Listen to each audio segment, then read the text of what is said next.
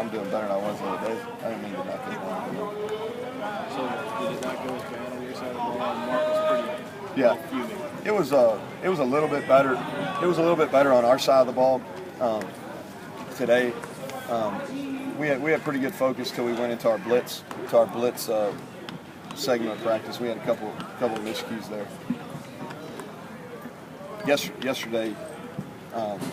Yesterday we were slow starting, but picked it up toward the end. Questions? Mark said, you guys gave one guy more of the reps yesterday. Obviously, the hope is he takes the reins and runs with it. He was really unhappy with where is the quarterback situation right now? Yeah, well, we gave one guy most of the reps. When I say most of them, I don't think we're in a position where we can go like 90-10 or 95-5. We're more in that 70-30, 65-35 because there hasn't been as much separation as I would like. But we did the same thing today. The one that they got the majority of the reps did perform much better today. And to be honest, Tuesdays are sometimes we throw a lot at our guys on Tuesday. Try to give them put our people in the worst case scenarios. So sometimes our Tuesdays are slow, especially to start, and then we usually pick it up as the week goes. So is the guy who got all the reps on Tuesday the same guy who got all the reps? It's still a mystery. Still a mystery. When you decide I've got a plan. I've really had a plan since Monday, and the thing about it is we've got a plan going into it.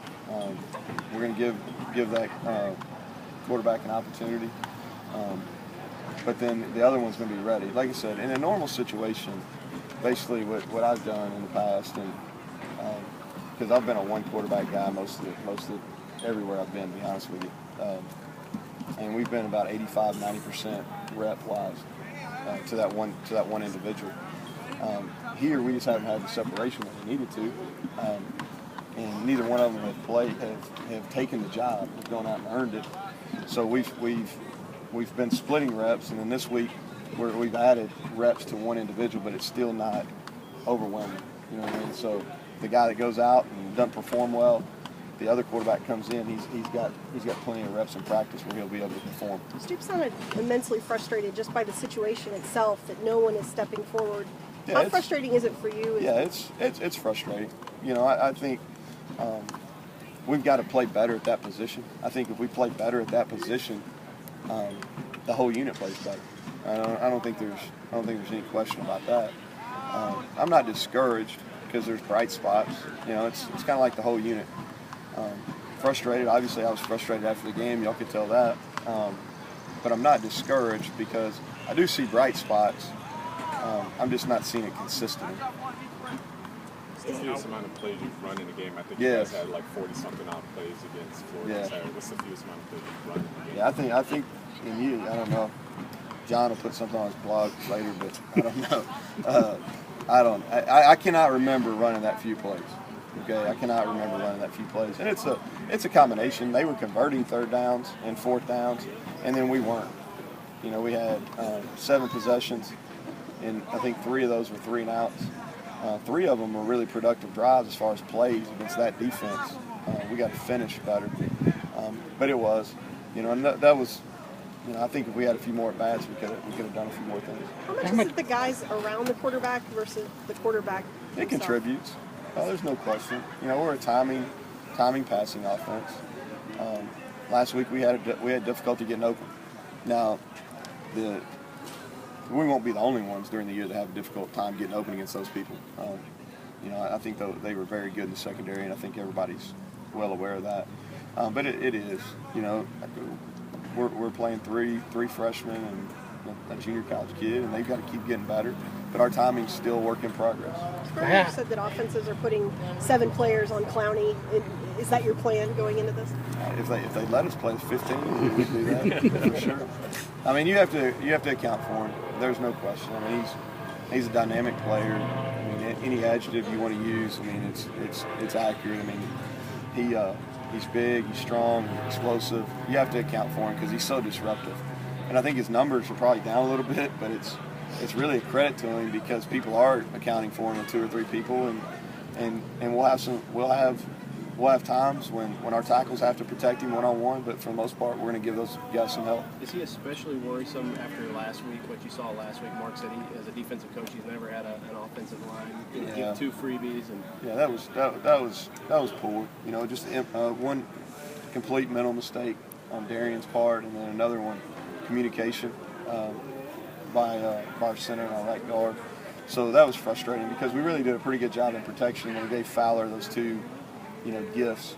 You know, hopefully maybe he'll send us something in return. But yeah, that won't be an issue. We'll get those corrected. I don't think you'll see those.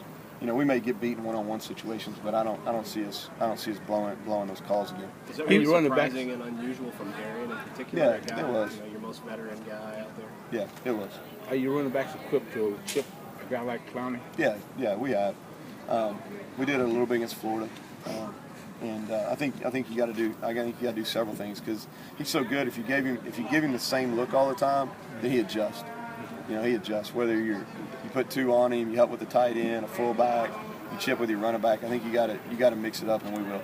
How do you balance? I mean, like you said, Florida's a really good defense, so you didn't do what you wanted to do. But how do you balance when you go back and look at the video and what you want to do moving forward for the fact that, you know, you're playing probably the best or one of the top 2 or 3 defenses in the country last year? You take it into account. I think what you've got to do in our type of situation, I think Coach Stoops did a good job of talking to you on Monday about it, is you've got to take the positives. And here's the good news for us, okay? And it's not what I want it to be, but it is. Against Louisville, you know, when we didn't execute in critical situations, you know, we had 3 and 4 people. You know, on those short yardage situations, we had 3 and 4 people that didn't execute. All right? Now, it's still not good, but it's better. We only had 1 this time. You know, it was 1 person, whether it was the receiver didn't win in one-on-one coverage, or the quarterback made a bad throw, or like our O-line, 1 person, you know, messed up the protection. So now we've got it down, instead of 3 or 4, it's 1 person. You know, and we've got to continue. We've got to take the positives because we did some good things. You know, we had, I think, 3 really negative yardage plays in that game that really hurt us and kind of made our stats worse than even they would have been.